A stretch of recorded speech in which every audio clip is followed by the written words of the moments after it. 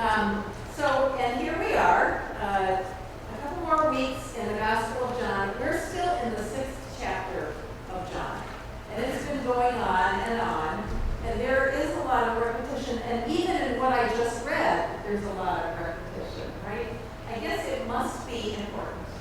It must be important to John because he spends so much time on it. And it keeps going over the same things over and over.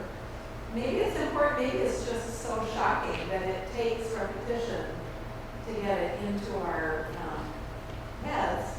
And the people who design the lectionary also must think it's important because they keep giving it to us week after week. We keep talking about how Jesus said, I am the bread of life. And ironically, I think sometimes that repetition can make us not notice as much, right?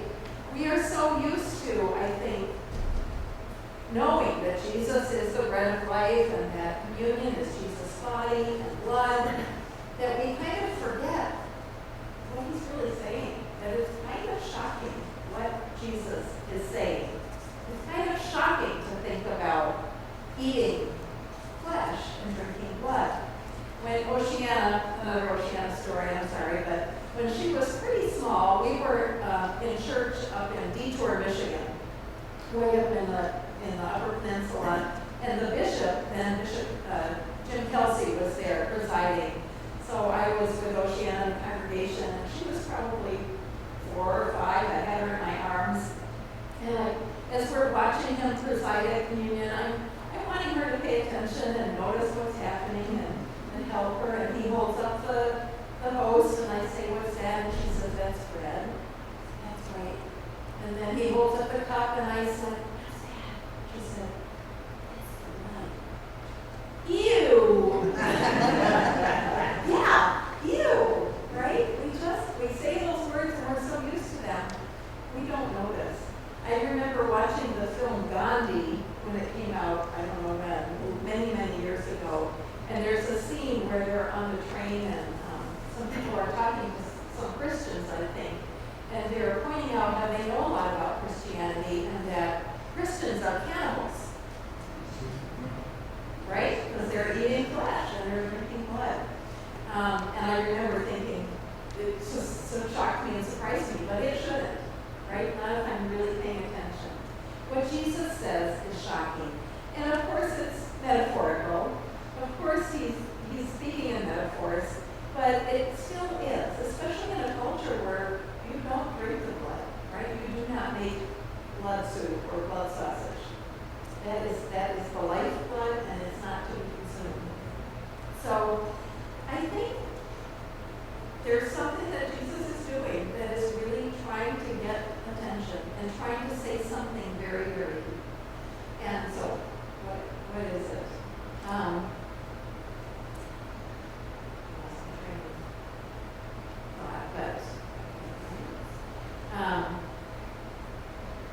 So there's a story, first I want to just talk about incarnation, because actually the fact that Jesus is actually flesh and blood, that God has become a person, and not just any person, a vulnerable, comes in, to begin with as a being, completely dependent, completely vulnerable, and that's God. The irony or the wonder of the person, the being who made the earth is contained in this little person. That eternity is this little tiny baby. That God becomes finite. God becomes limited to whatever humans can do and be. It is amazing. The book of John, the Gospel of John, starts out with the prologue. Right in the beginning was the Word, and the Word was God. And it says, and the Word became flesh and dwelt among us. And that is an incredible statement right there. Eugene Peterson, in his paraphrase of the Bible called The Message, he says, for that verse, he says, and the Word became flesh and blood and moved into the neighborhood. Right here with us, right? So right there, it's already shocking and amazing. And again, I think we kind of forget There's a story that I first heard a fellow priest use as a stewardship sermon. And the story is about a chicken and a pig who are walking down the street. And they see a sign that says, "Church breakfast, ham and eggs, $5." And the chicken says, "Oh, let's go. We could really help them out. Maybe they're low on supplies." Right? And the pig says, "Oh, that's easy for you to say. For you, it's a little donation. For me, it's the ultimate sacrifice." Right? And the idea is that maybe we need to think about our donation, that it's more sacrificial than just laying an egg and passing on a couple of extras. But in fact, Jesus did make that ultimate sacrifice.